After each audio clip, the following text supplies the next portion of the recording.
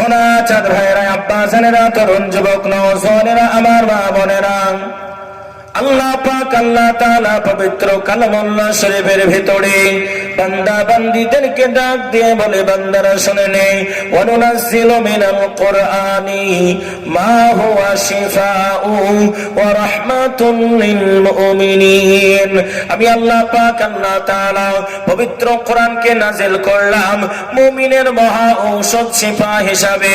মুমিন ব্যক্তি যারা হবে কোরআনের প্রেমে নিজের অন্তরটাকে শীতল করবে, যারা কোরআন কানা তেলাওয়াত করবে, আমি আল্লাহ তাআলা জানিয়ে দিলাম যাদাতুহুম ঈমানা, আমি আল্লাহ তার ঈমানের পাওয়ারটাকে বাড়িয়ে দেব।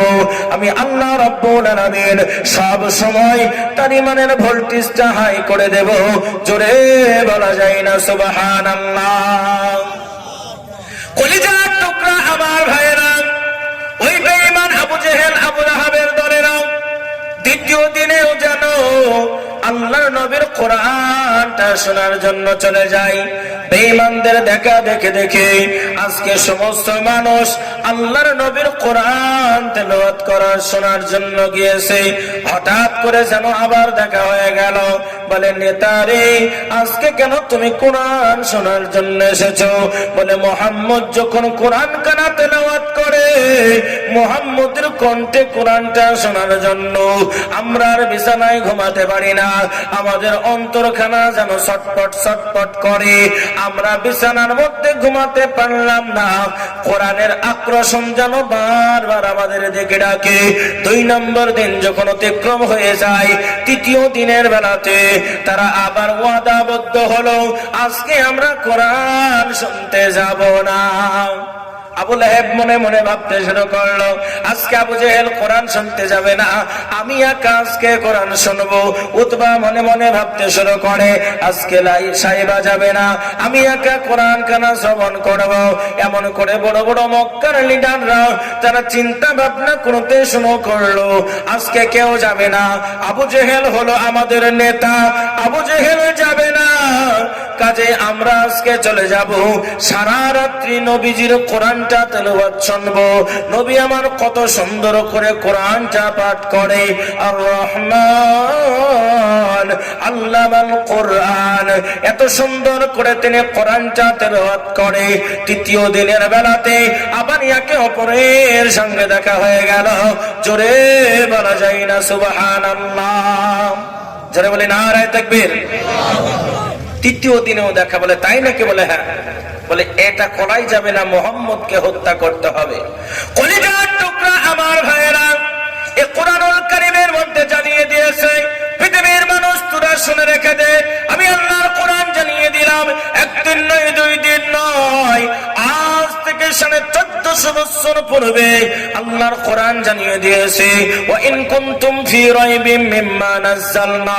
পৃথিবীর মানুষ শুনে নেই, আমি আল্লাহ তাআলা এমন একটা গ্রন্থকে নাযিল করলাম, যদি তোমাদের সাহস থাকে, যদি তোমাদের বুকের পাটা থাকে, যদি তোমরা সত্যবাদী হয়ে থাকো, তাহলে তোমরা সূরাতুম মিন মিসলি একটা আয়াতের নিশানা তৈরি করে দেখাও। আবু জেহেলের দলেরা আল্লাহর নবীর কাছে চলে গেল। বলে, মুহাম্মদ প্রতিদিন নতুন নতুন কথা বলো, আজকে কি এমন নতুন কথা এনেছো? একটিবারের জন্য তুমি আমাকে শুনিয়ে দাও। আল্লাহর নবী বললেন, চাচা যান, পড়ে নেন লা ইলাহা ইল্লাল্লাহ ফাওয়া তুফলিহুন, কলেমা খানা পড়ে নেন, কামিয়াবি আপনি হয়ে যাবেন। আবু জেহেল বলল, মুহাম্মদ তোমার মতন পাগল একটাও নাই, আমরা লাত মানাত উজ্জার ধর্ম ছেড়ে তোমার নতুন ধর্মের প্রতি ঈমান আনবো না। বলে, কি করতে হবে? বলে, তোমার ধর্ম গ্রন্থখানা হলো মিথ্যা। বলে, চাচা যান, যদি প্রমাণ করতে পারেন ওপেন চ্যালেঞ্জ করে দিলাম, প্রমাণটা করে দেখান। কাবার গিলাফে লিখে দেওয়া হলো, ইন্না আতাইনাকাল কাউসার, এই ছোট্ট একটা আয়াতের কারিমা কাবার গিলাফে যেন লিখে দেওয়া হলো। মক্কার জমিনে একটা মহা বৈঠক তৈরি হলো, কোরআনটা মিথ্যা প্রমাণ করতে হবে। ওই এলাকার মানুষেরা বোকা ছিল না, জ্ঞানী মানুষ ছিল, বড় আপনার বড় বুদ্ধিজীবী মানুষ তখন ছিল। তারা উটের পায়ের ছাপ থেকে বলে দিত এটা নারী উট না পুরুষ উট, এটা গর্ভবতী উট না এটা আপনার বালে গোট। তারা পায়ের ছাপ থেকে বুঝে দিত। এত রকমের জ্ঞানী মানুষ তখন ছিল।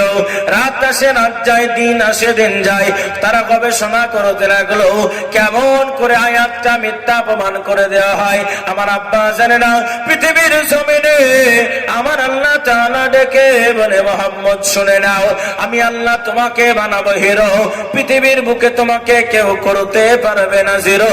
জোরে বলা যায় না সুবহানাল্লাহ? জোরে বলে নারায়ে তাকবীর। কলিজার টুকরা আমার ভাইয়েরা, আবু জেহেল মনে মনে হাসতে শুরু করলো।